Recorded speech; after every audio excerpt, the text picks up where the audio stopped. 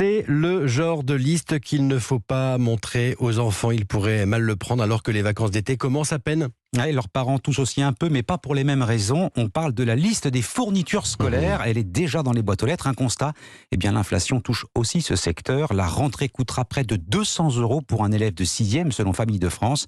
Et du coup, les parents s'organisent pour traquer les bonnes affaires.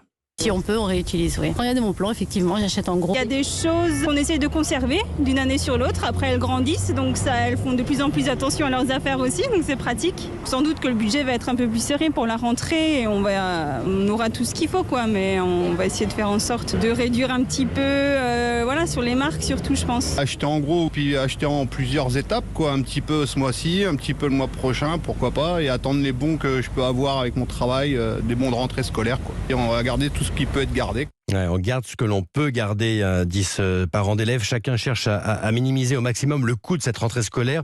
On a cherché, nous sur Europe 1, nous aussi, comment finalement alléger la facture. Et nous sommes allés du côté de la grande distribution, lieu privilégié par les consommateurs pour l'achat de fournitures scolaires. Charlotte Barrican, on a entendu au début de ce journal les témoignages que vous avez recueillis auprès de parents. Vous avez enquêté auprès des grandes enseignes. Est-ce qu'elles ont mis en place, on pourrait dire, un bouclier anti-inflation ?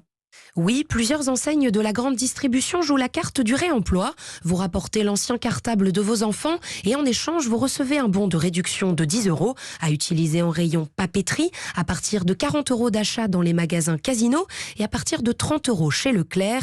Leclerc qui d'ailleurs propose son petit kit de la rentrée avec un cartable, une trousse et un agenda pour 14,95 €. Et dans cette course au petit prix, les magasins Carrefour ont choisi de réduire celui de leurs produits entrée de gamme, cahiers, stylos, ardoises ou tubes de colle, jusqu'à 40% moins cher que les marques nationales.